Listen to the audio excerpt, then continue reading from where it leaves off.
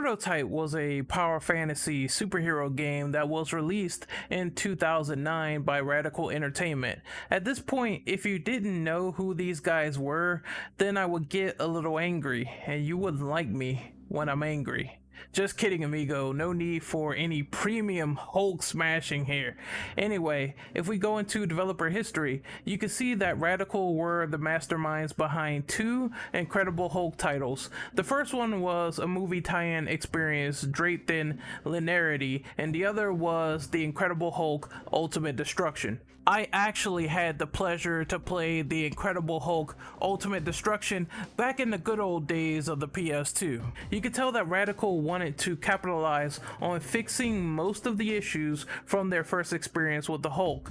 This meant adding in a little more elbow grease for an original story, an open world, and new abilities like the Hulk using a public bus as a surfboard. The end result was just a resounding success, capping off the generation with a title that oozed cool from every singular pore. This rich history is important because this is the setup for Prototype's DNA. Yes, you guessed it. Almost immediately you will realize that this game is more or less deemed as a successor to Incredible Hulk Ultimate Destruction. This basic formula resulted in creating men like gods. I'm sure you threw a paper kite at someone's head as they tried copying your homework in middle school, right? Well, Prototype had the same uphill battle. It was a successor that dared to be different. This was a new intellectual property in hindsight. The story presents itself as a really dark and ominous tale centered around Alexander J. Mercer. Alex Mercer is a rampant amnesiac who doesn't have any idea what he's capable of in the first chapter. All you know by this point is that his strength is fucking insane. Crazy enough to karate kick a helicopter out of the sky like a weak ass beehive. Mercer promises whoever put him on the slab will suffer a slow and painful death. Therefore, the rest of the game falls in line with your typical revenge conventions, stuff that you already read in the storyline. Subject A is the main character. Subject A has amnesia, and this subject spends the entire game confused until a big revelation proves otherwise. The general gist is that Alex Mercer really isn't Alex Mercer anymore after he was murdered in Penn Station. He's the living embodiment of an experimental retrovirus called Blacklight. Blacklight copied Mercer down to the genetic level, even to the point where the clothing becomes sentient skin. The game's plot might be stereotypical, but there are facets uncovered as you enter the web of intrigue. This is a unique gameplay mechanic that chains together new memories for Alex Mercer. It might entail munching on potential targets like a blood burger, yet it is effectively clever. It reveals key information behind character motivation, past events, and plot details that unravel the story deeply. Some might say that this is quite messy, although I would say it ties into the gameplay and the plot rather well. There are a lot of conspiracy theories behind this story, since humble beginnings all root back to Hope, Idaho. You'll stumble across a character named Elizabeth Green, who really isn't known to the player at first. Something clearly goes wrong when she attacks Mercer immediately, infecting the population even more due to this mishap. Codename Mother was put through the ringer since the 1950s as Blackwatch wanted to test a new variant called the Red Light virus. These all came from Green herself, ultimately leading to Blackwatch taking her own son away. Blackwatch is the secret paramilitary group behind this whole ordeal, and they're trying to clean up the refuge any way they see fit. They try to give Mercer a few supporting characters that assist him throughout the story, but I feel like this is the weakest characterization. These little moments that spark with him and his sister feel interrupted by the next mission where a character just barks orders for no reason and vice versa. This is where Prototype fails to get me fully invested into the story. I want want to care about the emotion here. However, I can't really get into some of the bland acting. I still liked Alex and Dana's relationship. There was something there. But even the villains like Randall just turn up as angry army guy 101. At least we can make fun of his old ass for saying that one mission briefing was out of his hands. I don't think you should use that word as plural in your case. I think I'm a monster now. Apologies for the blatant savagery. At least the appeal is that Mercer himself is cool, which leads us to the gameplay. The gameplay is Prototype's biggest strength because Alex Mercer is akin to a fucking freight train. He will bowl over anyone in his way as a form of locomotive parkour. It's fast, it's furious, and devastating once you see people turn into gory chunks if they dare to step in your general direction. This also factors into the sense of speed when jumping off massive skyscrapers, dashing through the air at sheer light speed. In terms of movement, they absolutely nailed the power fantasy. The same can be said for the combat with a few firm nitpicks here or there. Let's just throw the bad egg into the trash really quickly. The auto targeting is really bad in this game. It's almost like hard auto targeting really seems sluggish when multiple enemies are encountered. It doesn't know how to coordinate cycling properly. Therefore, you could attack a non-priority target. Even when you pursue targets from the web of intrigue, you can tell that holding on to an auto target button was a mistake. There will be moments when Blackwatch will kill your intrigue victim just because you couldn't latch on to them immediately. Thus, the game creates this annoying paradigm for cat and mouse. All hope is not lost since there is a pretty extensive move list that will raise anyone's excitement. You basically have to distribute XP called evolution points. Evolution points are all homegrown techniques within your core DNA. As you unlock cores, you start to learn more evolved finishers. These moves are called Devastators. Devastators have a huge area of effect that could either severely weaken bosses or cripple nearby enemies around you. Not to mention, that's just the tip of the iceberg when the store is brought into the equation. There's so much potential, like giving Alex biomass in the form of weapons. You can earn weapons like the Hammer Fist, which gives you these large rocky Hulk hands. A weapon like this could turn tanks into goddamn mincemeat upon each and every hit. Then you get a blade like Talon that could cut enemies down the middle within combat. If you think it's over, then whoo boy, we have only just begun. There's also the whip, which is a long-range projectile that grabs people or allows helicopters to get skyjacked with relative ease. Speaking of which, most vehicles function just fine. It's not a wide variety of them outside of tanks or helicopters. You might get the occasional thermobaric bomber once in a while, but it's not really the most intriguing part within the game. These vehicles are just here. They serve their purpose as a driving force, a force that progresses certain missions when they're available. You'll take more pleasure in ripping things apart with your bare blood-soaked hands. I love all the variety they have on display for each unique situation. The weapons feel strong, powerful, and suit your needs when transforming between them. The world is like your destructive playground, which is still similar if you go between this game and Ultimate Destruction.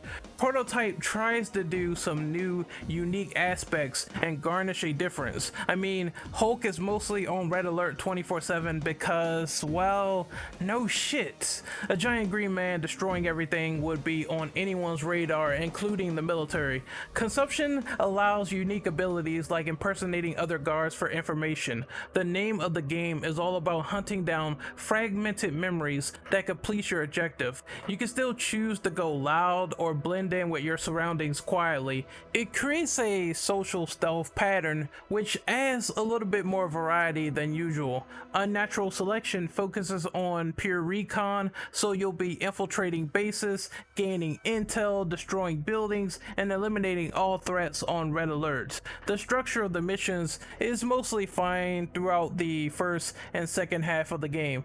Things start to get a little overwhelming as they go on, which shows that there is a steep difficulty curve in Prototype. What I mean is you'll be dying a lot when the game introduces enemies that are harder to kill in bulk, like the super soldiers. They have armored properties and they will snap your back like a fucking twig. Same goes for the infected when the enemies start doing more damage. While some missions can be hit or miss, it does force you to evolve and think about how you'll tackle the situation upon every death. I just wish it was better options at health regen here. In order to compensate, at least the game gives you 2 defensive options that can be used at will. These powers involve Alex conjuring up a shield made of biomass. The other is a full-scale sheet of armor that reduces your damage by half. Use this shit passionately, use this shit religiously. Use your powers to the best of your ability, because there's no other method that involves quick health regeneration. You just have to eat people and pray to the Lamb of God that you aren't severely overwhelmed. Even if your health bar is maxed out, I still found it difficult gaining health back since you mostly get it by absorbing enemies. That's a hard call if Blackwatch is constantly chasing you down with rockets up the ass. Luckily, your expansive moveset could carry over into New Game Plus, so if you feel like a true titan, then you could play that mode, finish off your remaining skill set, and become a god. I think this will make the game easier, and naturally so, since Alex has an entire toolkit that needs to be unlocked as soon as possible. Basically, this game is like an addicting powerhouse with fun chases strung together. Just expect some salty tedium when the mission structure starts getting mind-numbingly complex. The entire control scheme didn't give me many issues, and it felt mostly standard with special inputs that weren't convoluted or hard to understand. There's nothing more visceral or more tense than tossing someone in the air and slicing them in half with a simple button press. The gore, the brutality, the evolution tree will have your morbid curiosity at attention. This is a testament towards how good the controls in Prototype really feels, especially when you employ this powered up arsenal in combat. You'll literally get hooked into discovering how these weapons work, how these weapons function, and how they operate. The performance is polished to a mirror sheen. When you drop off massive skyscrapers, you really get that sense of accomplishment, that sense of scale, and that sense of power as you tear through New York City. Alex is like a cheetah in an urban environment, so the performance reflects upon that theory. If you want to level a city block with a ground spike graveyard, then be my guest, the frame rate will keep up with that pure chaotic bliss. Prototype just feels so good to toy around with. It hungers on experimentation and ease of use. Easy to play, hard to master. That's the kind of game that you have on your hands. This is the kind of game that offers that magnitude. The graphics really haven't aged well, if I'm being frank with you. Even for 2009 standards, this was pretty subpar. Take a good hard look at open world games that released before Prototype, like Grand Theft Auto 4. That released a year prior to Prototype, and that game looked amazing.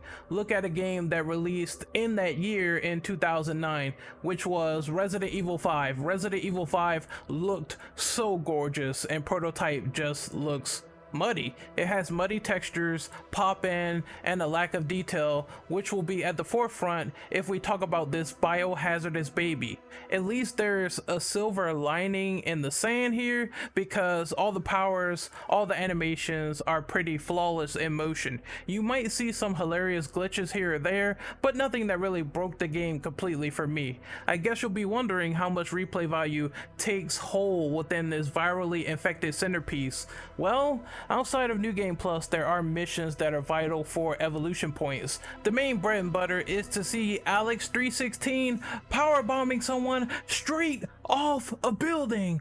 By God is my witness, he is broken in half. Events will gradually unlock as you complete the story. These events circulate around the following: free running to a location and collecting markers along the way, gliding your way within a circle for the highest score, being in a war between infected or military troops, killing enemies with a distinct weapon or using distinctive vehicles, consuming targets with a limited amount of time, Gaining the maximum score requires time, patience, and dedication.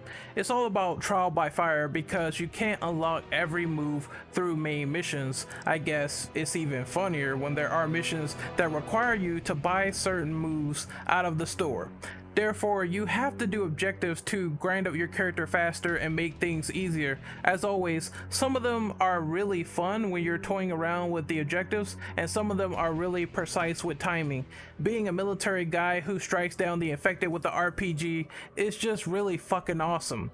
You learn then to overcome. You can overcome with relative ease. It's not the most robust open world content, but it makes sense with the world they crafted here. Taking down bases, taking down infected, and playing mini games will leave you with some incentive on how to proceed properly. In conclusion, Prototype 1 has a few hindrances like the lock-on being wonky or subpar graphical detail. At the same time, this game is just immensely fun, immensely rewarding as you find out more about who Alex Mercer really is. Even with some shaky performances, I can't say I wasn't entertained all the way through. If you're looking for a dark, brutal superhero fantasy, then you came to the right place. I give Prototype an 8 out of 10. So that is my review of Prototype done. Hopefully you guys really enjoyed it. My social media is in the description below. You can find everything from Discords to Instagram to Twitter. I'm all over the place. I'm gonna sort of relax, and hopefully you guys really enjoyed this. Slap a like, subscribe, comment, tell me what you think about Prototype distinctively, and hopefully I get to cover the sequel in the future. Adios, take care, and I'll see you guys next time. Later.